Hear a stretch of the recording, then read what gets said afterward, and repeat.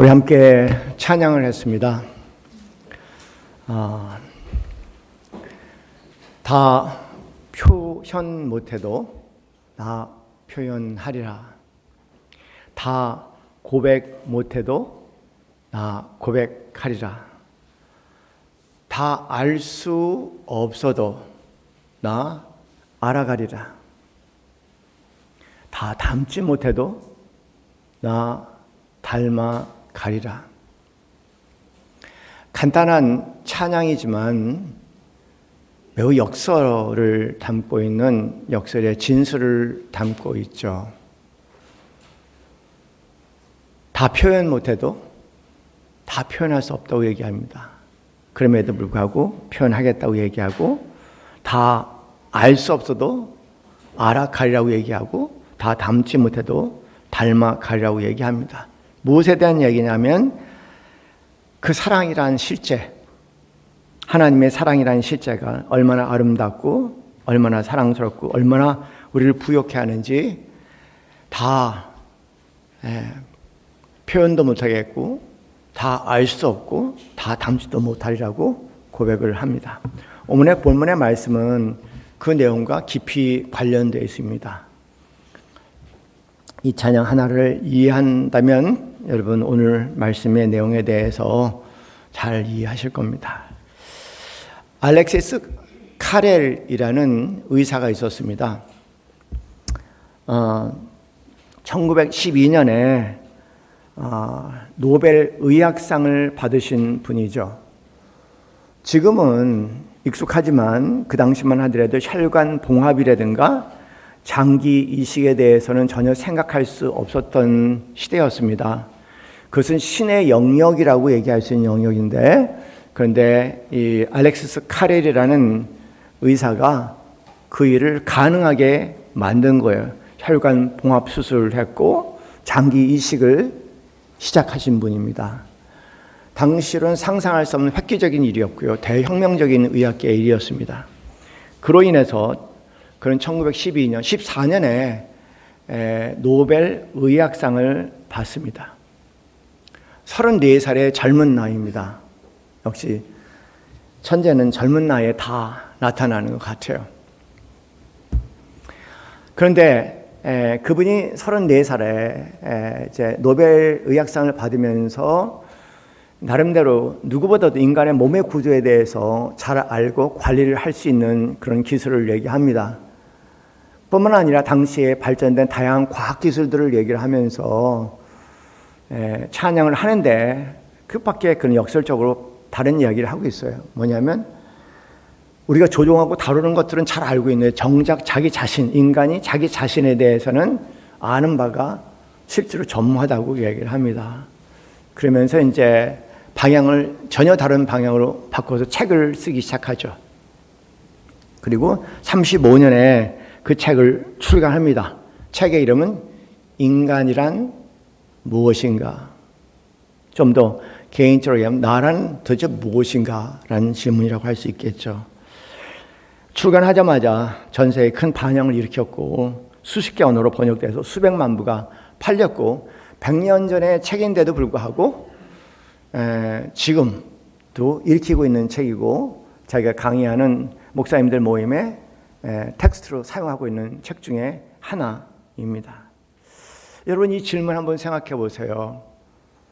쉬운 질문이 아니라는 거 조금만 생각해 보면 아실 겁니다. 도대체 나는 누구인가? 도대체 나는 무엇인가? 그 질문을 가지고 탐구를 하기 시작하면은 점점점 더 어려운 질문에 부딪히게 될 겁니다. 알 수 있다고 생각하고 시작했고 다양한 학문을 통해서 알아가다 보면은 더 큰 질문에 부딪혀서 결국 그 실제는 알 수가 없겠구나 그런 생각에 다다르게 되죠. 그 책은 그런 내용입니다.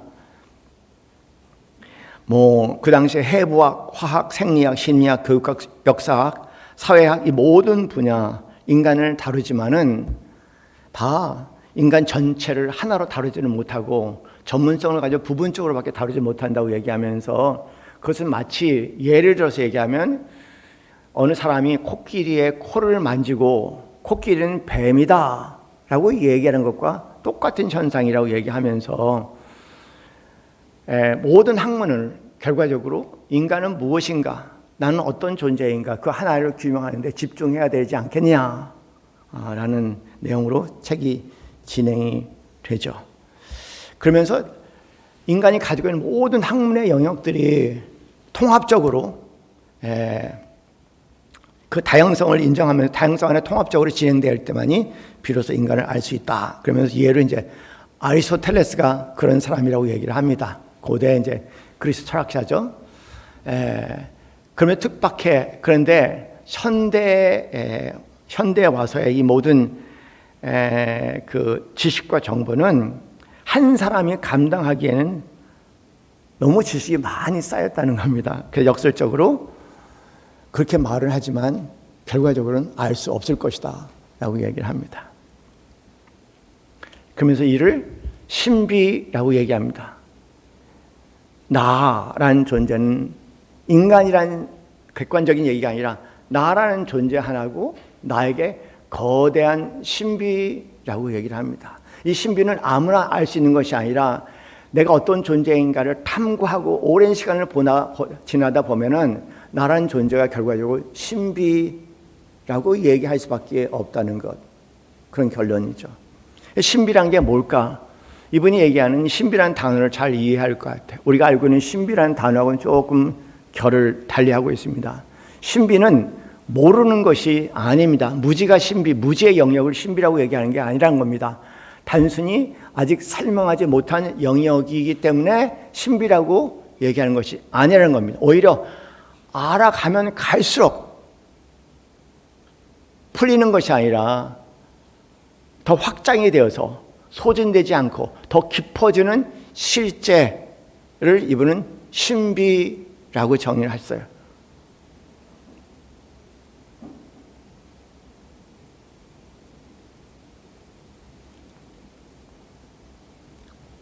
신비는 단순히 아직 과학이나 이성이 설명하지 못한 어떤 빈 공간이 아니고 본질적으로 끝없이 깊어지고 확장되는 그 무엇이라고 얘기합니다. 신비는 본질적으로 연구하면 연구할수록, 파고들면 들어갈수록 끝없이 점점 깊어지고 더 확장이 되어서 하나의 신비로 남는 그런 실제라고 얘기합니다.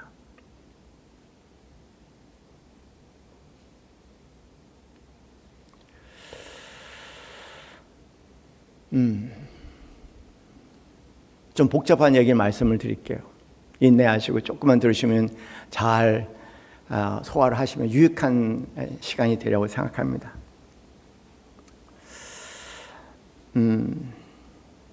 우리 뇌 과학, 현대는 뇌 과학입니다. 21세기는 뇌 과학의 시대라고 얘기하죠. 그래서 이 뇌 과학에서 인간의 뇌를 정의하는 것은 단순합니다. 인간의 뇌는 예측 기계다, 그렇게 정의를 해요. 예측 기계다. 과거의 많은 경험들이 누적이 돼서 내가 지금 보고 있는 것이 이렇다라고 단언을 하고, 그다음에 그것을 가지고 미래를 예측해서 위험으로부터 나를 보호하고자 하는 것이 뇌가 가지고 있는 근본적인 기능이다. 그런 면에서 뇌를 예측 기계라고 얘기합니다. 그런데 또 다른 단어를 하나 이해하셔야 돼요. 예측 기계라는 단어가 있으면 예측 오류라는 단어가 있습니다. 예측 오류라는 것은 여러분 조금만 생각해 보면 아시잖아요. 이렇게 될 거라고 예측을 했는데, 근데 실제 그 일이 일어났는데 예측과 다른 결과가 나온 거예요. 그럴 때 예측과 다른 결과 사이의 그 오차를 예측 오류라고 얘기합니다. 오늘 아침 정 집사님이 교회 카톡방에 메시지를 보냈어요. 주차 방향에 대한 얘기, 주차 들어오는 길, 우리가 오는 길이 있었지 않습니까? 거기가 막혔어요. 여러분 만약에 그 소식을 듣지 않았으면 예측한 대로 운전을 해서 들어왔을 거예요. 그 길 딱 막, 이거 뭐지? 그리고 굉장히 당황한 그 순간, 당황한 순간을 우리는 예측 오류라고 얘기하는 거죠. 그런 건 많이 경험하실 거예요. 삶을 보면은 예측성도 있지만 예측 오류가 엄청나게 많아요. 그렇죠? 네. 이렇게 될 것이다. 그렇게 되는 적도 있지만 그렇게 되지 않는 적도 그만큼 많아요. 그럴 때마다 우리, 이게 뭐지? 이게 뭐지? 당황스러워하는 것. 모든 당황스러움이라고 얘기하는 것은 또는 우리에게 당황을 지나 불안하게 만드는 것은 다 예측 오류에서 생기는 겁니다. 마음이 편하다는 얘기는 예측대로 되고 있다는 거예요. 마음이 불편하다고 그리고 때로는 화가 난다는 얘기는 예측대로 돌아가지 않게 될 때 예측 오류가 생길 때 그런 거죠. 그런데 또 다른 단어가 하나 있어요. 아침마다 죄송합니다. 예측, 기계, 예측, 오류, 그 다음에 정확도 가중치라는 용어가 있어요. 정확도 가중치. 정확도 가중치는 뭐냐면요. 이런 겁니다. 정확도 가중치는 무게를 얘기하니까 이럴 수 있잖아요. 여러분이 살다가 보면은 이건 이렇게 될 거다 그랬는데 엉뚱한 결론이 나오는 거예요. 예측 오류가 생기죠. 그럴 때 가만히 보는 거예요. 이거 아니네. 이거는 이렇다고 생각했는데 이게 아니네. 나 이제까지 이렇게 살아왔는데, 이거를 사실이라고 믿고 열심히 살아왔는데 예측성이 그런데 전혀 다른 결과가 나오는 거예요. 예측 오류가 생긴 거죠. 그 예측 오류가 생긴 거에 대해서 사람들이 두 가지 반응으로 예측 오류를 소화해냅니다. 어떤 사람은 내 예측 오류가 틀렸네. 그리고 그럼 뭐지? 그럼 고민하면서 또 다른 길을 모색해내기 시작을 해요. 그런데 어떤 사람들은요. 예측 오류가 계속 생긴데도 불구하고 고집스럽게 그 예측 오류를 인정을 안 하는 거예요. 그래서 계속해서 예측 오류가 나는데도 불구하고 계속해서 그 예측 오류를 반복해서 사니까 여러분 삶이 엉망진창이 되겠다는 건 여러분 아시잖아요. 대개 보면은 삶이 제대로 펴지지 않는 사람들 보면 예측 오류가 계속 생김에도 불구하고 예측 오류를 고집스럽게 무시하는 사람들이에요. 여러분 열심히 기도하고 하나님을 열심히 믿으면은 병이 안 난다. 그 말 믿으세요?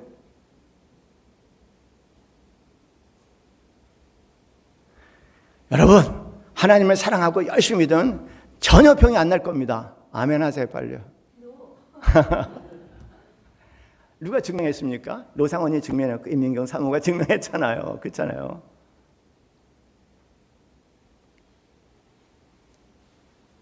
그런데 어떤 분들은요 그걸 고집스럽게 하나님을 믿으면 계속 그 얘기를 하는 거예요.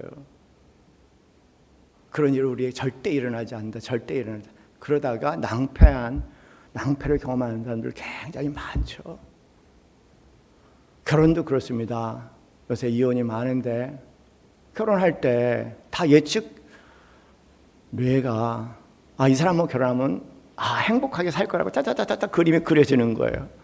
그런데 그래서 만나서 결혼을 꼬려냈습니다. 결혼을 해서 살다가 보니까는 전혀 아니오시다. 예측 오류.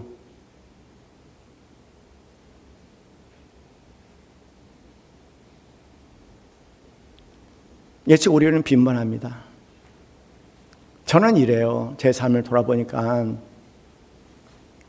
황당한 일이죠.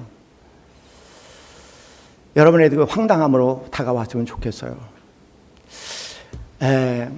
이렇습니다. 제 나름대로 제가 고집하고 주장하는 어떤 진리라는 것들이 있어요. 이것이 진리다. 이렇게 살아야 된다. 이렇게 진리다. 막 주장하고 사람들에게 권면하고 설득하고 또 내 자신을 설득하고 그런 진리가 있어요.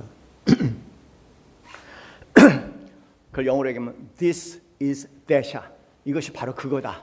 이것이 바로 내가 생각하는 진리라는 거예요. 이것이 그거다. 이것이 진리다. 이것이 실제다. 그렇게 하고 믿고 살아왔어요. 신앙생활에서 그래요. 열심히 살아봤는데 어느 한순간 자꾸 오류가 생기는 거예요. 예측 오류가 생기는 겁니다. 이게 뭐지? 이게 뭐지? 내가 열심히 안 했나? 더 열심히 해봐요. 여전히 오류가 계속 생기는 거예요. 오류는 점점 커지는 거예요. 어느 한순간 그 오류가 누적이 되면은요, 어느 한순간 그래요. 뭐지? 이건 아니네. 이건 아니네. 그럼 어떻게 해야지? 어떻게 살아야지? 그 정도 이르면 갑자기 또 하나가 생겨. This is that. 이것은 바로 저거야. 이것이 바로 저거야. 또 하나가 생기는 거예요. 그래, 맞아. 그렇게 하고 또 열심히 이것은 저것이라고 주장하면서 계속 사는 거야.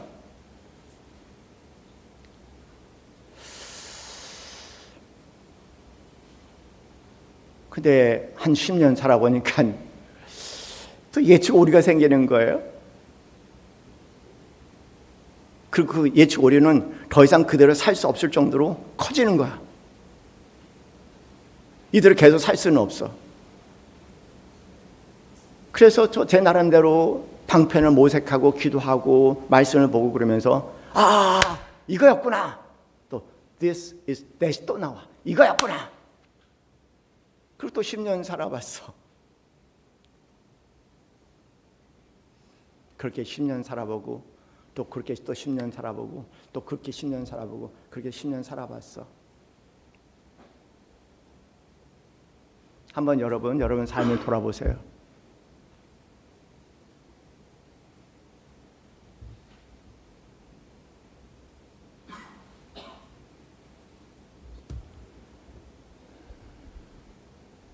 뭔지 모르게요. 그 실제라는 것, 그 진리라는 것에 가까이 가고 있는 것 같아요. 하나하나 다 깨지고 나면서. 때로는 그렇습니다. 과연 그 실제라는 것, 진리라는 것에 완전히 도달할 수 있을까? 이 땅에 살면서 이 여정을 계속 걸어가는 것뿐일까? 결론은 그거예요. 나라는 존재는 당신은 나에게 미스테리가 아니라 알아가면 알아갈수록 모르겠다는 거예요. 부부 사이에 그런 얘기 있잖아요. 뭐냐면 죽을 때까지 서로를 모른다고. 정말 모르겠어요. 죽을 때까지도. 그대가 나에게 하나의 거대한 미스테리 정도가 아니라 알고 내가 나에게 거대한 미스테리고요. 내가 살아내야 할 인생 자체가 나에게 거대한 하나의 미스테리인. 그래서 실제가 뭔지는 모르겠지만 그 실제는 하나의 거대한 미스테리라는 것. 그 실제에 가까이 갈 때마다 우리에게는 탄성이 일어나. 수없이 아를 외치면서 어느 방향을 향하고 가고 있을 겁니다.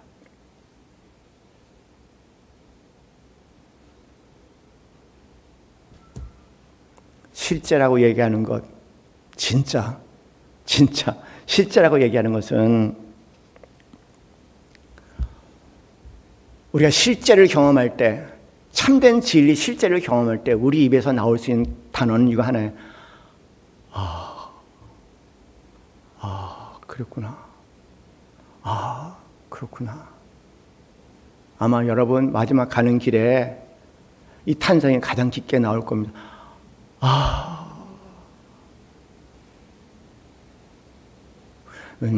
죽음은 실제에 가장 가까운 근접한 거리에 있는 겁니다.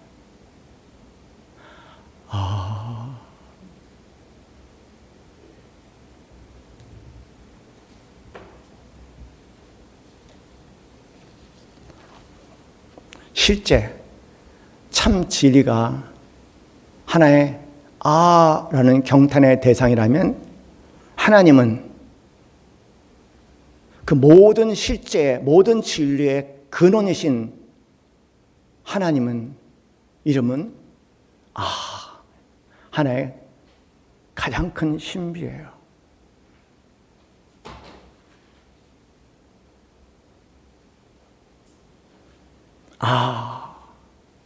라는 탄성을 내칠 수밖에 없는 존재가 모든 존재의 근원이고 모든 실제의 실제이며 모든 진리의 진리 되신 하나님이라는 것 기억해야 할 것 같아요. 오늘 본문의 말씀이 그 내용을 담고 있잖아요. 우리는 로마서 11장의 마지막 부분을 읽었습니다. 33절부터 36절까지의 말씀을 읽었어요. 그런데 이 로마서 11장 32절까지 사도 바울이 뭘 하셨냐면요. 사도 바울이 그분이 해낼 수 있는 가장 치밀한 논리를 가지고 신학적인 논증을 펼쳤어요.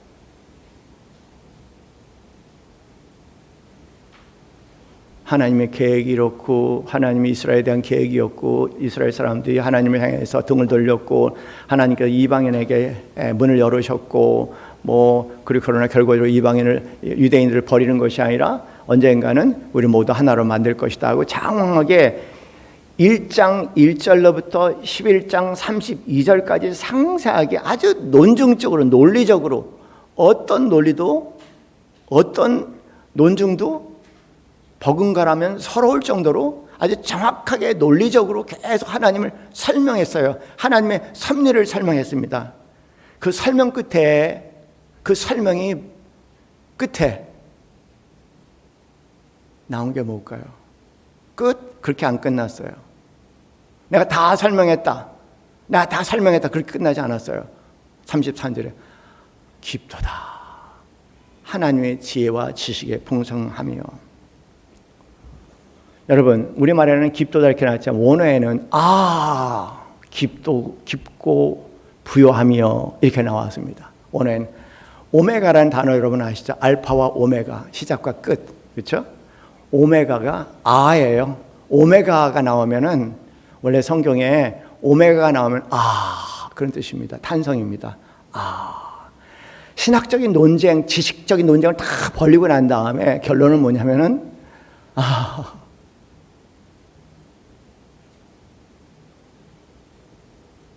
바사 깊도다. 프로토 그 부요하며 하나님의 지혜와 지식이 깊고 부유하다라고 얘기합니다. 진리에 대한 비밀에 대한 얘기, 신비에 대한 얘기죠. 아까 말씀드린 그냥 사도 바울이 하나님의 그 어떤 섭리에 대해서 다 열심히 지식적으로 정보적으로 열심히 설명하고 난 다음에 결론은 오메가. 아무리 들여다봐도 다 설명할 수 없는, 다 알 수 없는 하나님의 지혜, 지식의 그 깊음과 풍요함으로 감탄사로 끝납니다.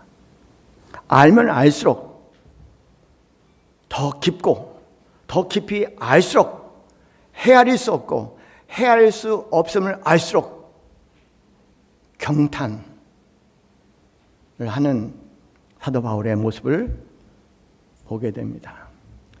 피상적으로 알면 말이 많아요. 말이 많은 사람들 보면은 설명할 수 있다는 피상적인 정보를 가지고 있습니다. 하나님에 대해서도 신학자도.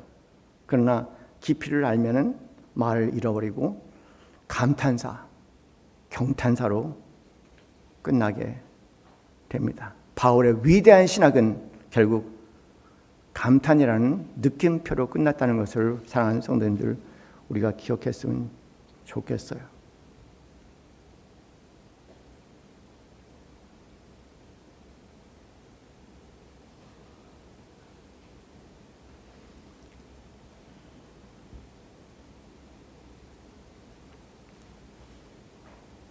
이런 세 단어가 있습니다. 실제라는 단어가 있고 가상이라는 단어가 있고 허상이라는 단어가 있어요.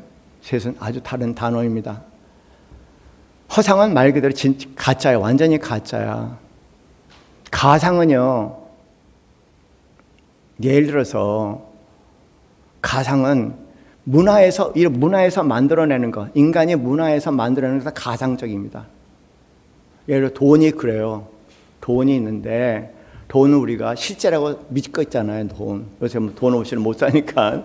그래서 이제 돈은 우리가 실제라고 믿는 거예요. 그런데 돈이 가상이라는 것이죠. 돈은 실제가 아니라는 거예요. 돈이 실제면 여러분 돈을 갖고 먹으면 배가 부르겠습니까? 지금도 생생하게 어머님 아버님 하시던 옛날 얘기가 있어요.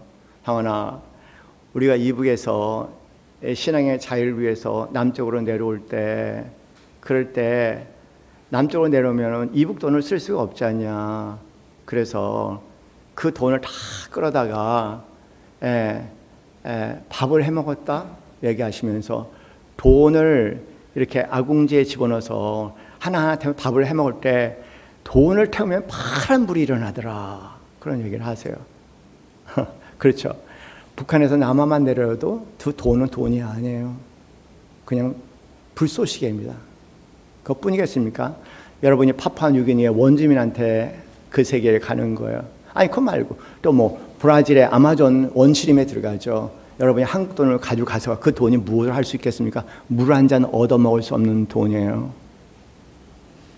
극단까지는 아니더라도 여러분 어디를 갔어?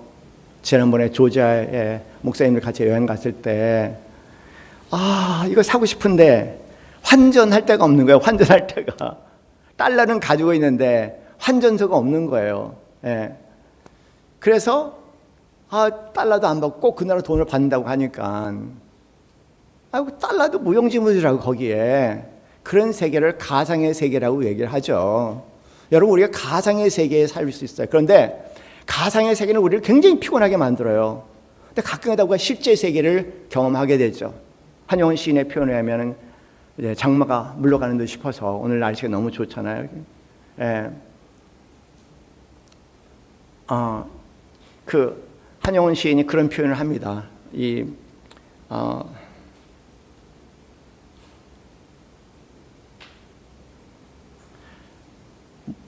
멈출 줄 모르는 장마 끝에 서풍에 몰려가는 검은 구름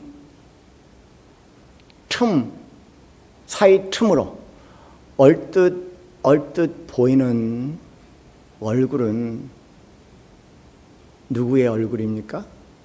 그런 표현을 해요. 인생을 살다가 보면요, 실제가 갈라진 틈으로 언뜻 보시 실제가 보일 때가 있어요. 그럴 때 우리 실제를 보면 뭐냐면 그렇구나. 그렇구나. 실제가 보일 때마다 실제를 경험할 때마다 우리 그렇구나. 그렇구나 그래요. 여러분 삶을 돌아보면서 그런 적이 있을 거예요. 저는 어저께 밤에도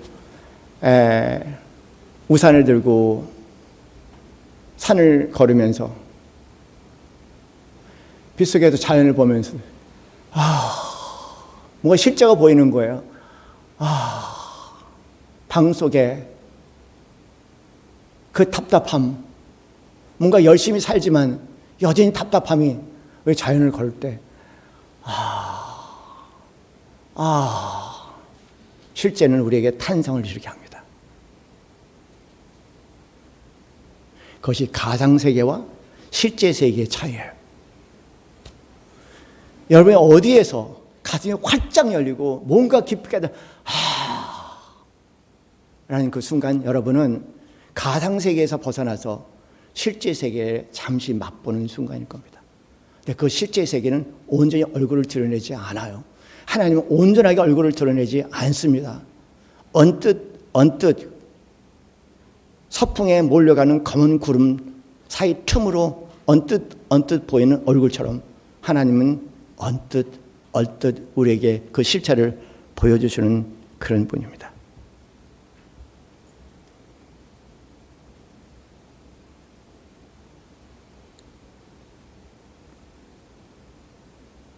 (34절은) 그렇게 얘기하죠.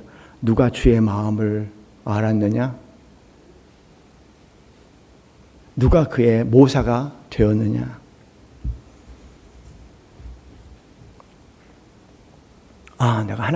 우리는 하나님을 다 알 수가 없다. 내 삶에 일어나는 것을 가지고 하나님을 단정하지 말라는 겁니다. 하나님 이렇게 하셔야 됩니다. 왜 이런 일을 허락하셨습니까? 왜 더 좋은 방법이 있는데도 불구하고 더 좋은 방법을 나에게 허락하지 않으십니까? 그런 얘기들은 우리의 목에 해당될 수 없죠. 하나님은 다 알 수가 없습니다. 하나님 우리 전 인생을 통해서 다양한 방법으로 조금씩 검은 구름 사이로 언뜻 보이는 하늘같이 보이죠. 이 표현은 하나님에 대한 절망이 아니라 하나님에 대한 경외심에 대한 이야기입니다. 35절은 그렇게 얘기합니다. 누가 주께 먼저 드려서 갚으심을 받겠느냐. 여러분, 하나님과 우리의 관계는 거래적인 관계가 아니라는 거예요. 하나님과 우리는 거래적인 관계가 아닙니다. 내가 이렇게 했으니까 하나님 이렇게 해주십시오 라는 거래적인 관계가 아니라는 거예요. 내가 기도했으니 응답해 주셔야 하고, 내가 봉사했으니 복을 주셔야 하고, 내가 헌신했으니 보호해 주셔야 하고, 내가 알고자 했으니 다 알려주셔야 하고, 그런 관계가 아니에요. 하나님과 우리의 관계는.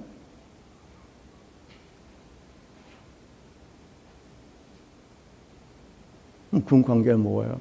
하나님과 우리의 관계는 비즈니스 관계가 아니고 하나님과 우리의 관계는 혈연의 관계, 언약적인 관계잖아요.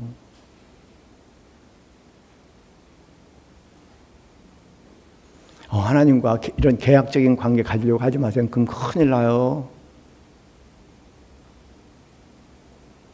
하나님 뜻대로 살아야 된다는데 어떻게 하나님 뜻대로 살겠어요? 얘기해. 다 닮지 못해도 닮아가리라. 다 닮지 못해도 닮아가리라. 닮는다는 것은 지향성, 알아가는 것도 지향성을 얘기하지 안다는 것도 아니고 닮는다는 얘기도 아니에요. 그럼 알지 못하고 닮지 못하는 부분은 우리에게 저주가 되게요? 여러분 그렇지 않아요. 하나님은 그보다 훨씬 더 커서 항상 품으시는 분이시죠. 여러분 계약적 관계 가시는 분은 아니에요.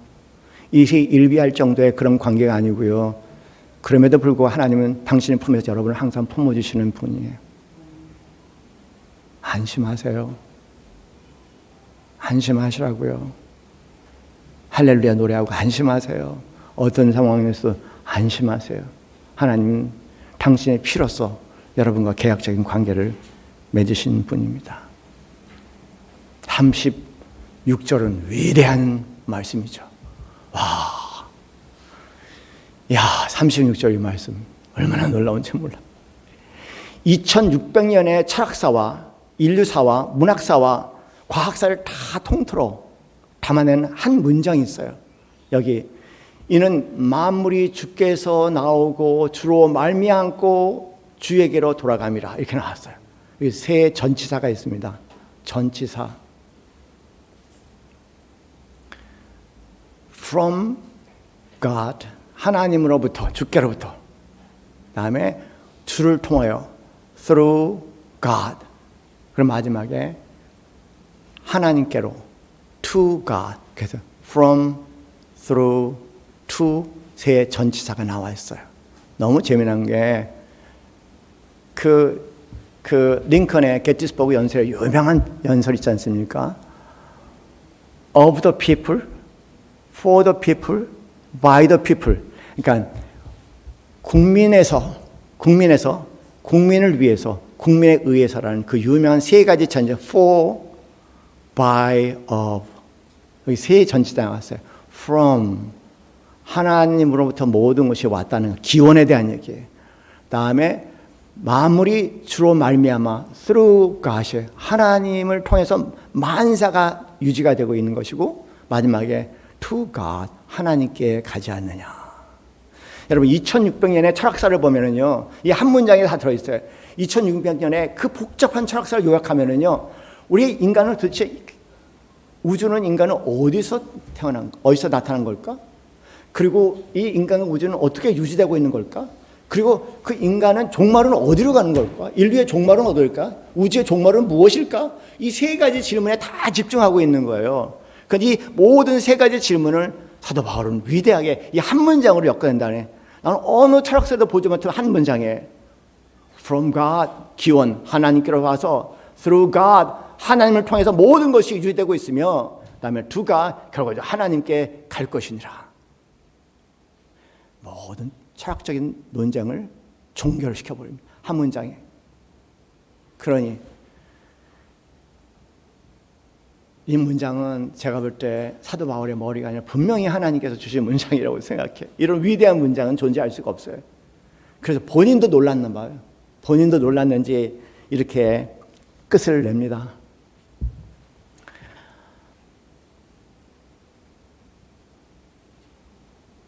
끝에 그에게 영광이 세세토록 있을지어다. 아멘. 그에게 영광이 세세토록 있을지어다. 아멘.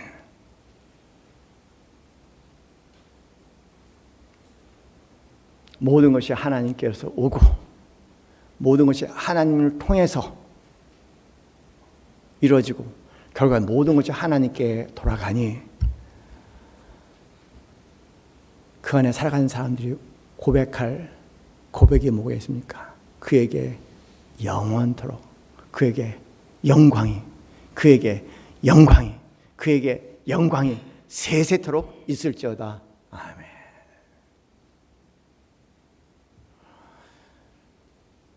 인간의 알 지식이란 긴 논쟁 끝에 깊도다 부요하도다 하나님의 지혜요 지식이요. 그리고 마지막은 아멘. 살면서 그럴 겁니다. 우리 삶에 이런저런 일이 일어날 수 있어요. 그러나 이 한 문장 만물이 주로부터 오고 만물이 주로 말미암고 만물이 주로 돌아가느니라. 이 한 문장이 내 가슴에 큰 울림이 있다면 우린 그 상황 속에서도 이렇게 송영을 하게 될 겁니다. 그에게 영광이 세세토록 있을지어다. 아멘.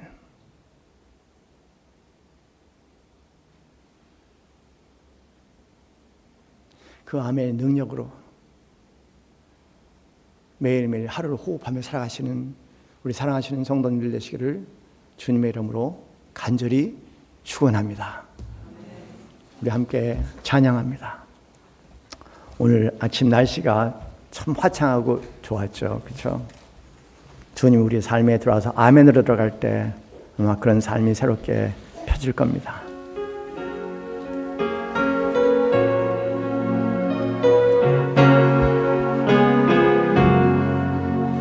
아침 해가 돋을 때 만물 신선하여라.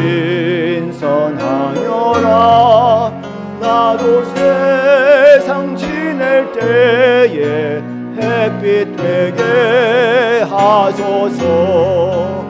주여 나를 도우사 세월 허성한 고성 어두운 세상 지날 때 햇빛 되게 하소서. 새로운 방음을 보람있게 보내고 주의 일을 행할 때에 햇빛 되게 하소서.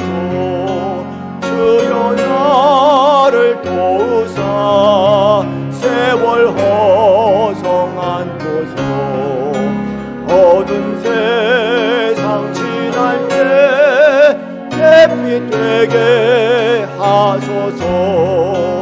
한 번 가고 안 오는 빠른 광음 지날 때 귀한 시간 바쳐서 햇빛 되게 하소서.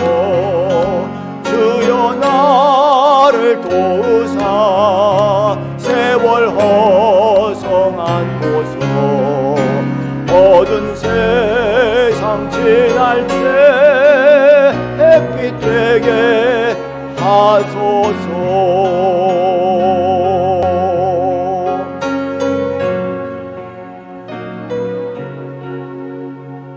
함께 기도하겠습니다.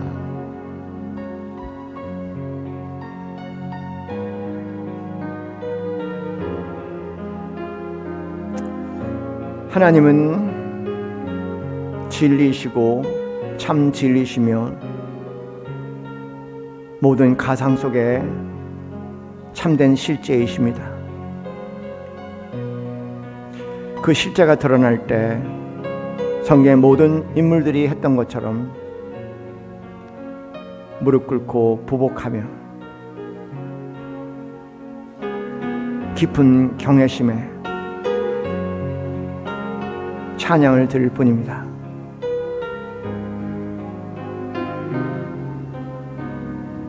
그 앞에는 토론과 논쟁도 더 이상 나오지 않는 하나님의 임재하심입니다. 우리의 신앙 고백은 여기에 있습니다. 만물이 주에게서 나오고 주로 말미암고 주에게로 돌아가니 우리의 삶의 모든 구석구석에 그에게 영광이 세세히 있을지어다. 아멘. 고백하는 삶입니다.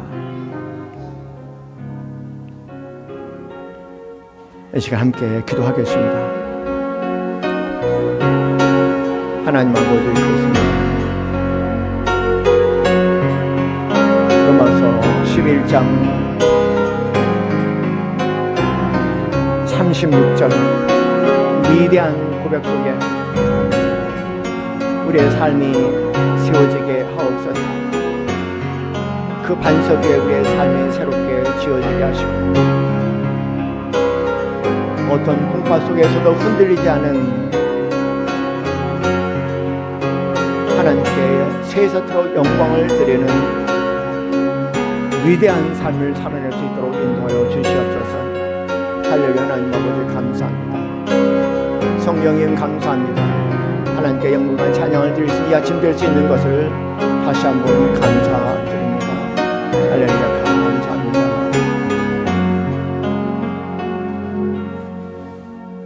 이제는 우리 주 예수 그리스도의 그 크신 은혜와 하나님 아버지의 지극하신 사랑과 성령님의 감동 감화하심이 모든 것이 하나님으로부터 오고 하나님으로 말미암고 하나님께 돌아간다는 이 위대한 고백 속에 내 삶에 주어진 모든 상황 가운데서 내가 원하나 원치 않나 하나님께 세세토록 영광을 돌리며 살아가기 소원하는 이 자리에는 하나님의 모든 하나님의 권석 위에 지금부터 영원까지 함께 있기를 간절히 축원하옵나이다. 아멘.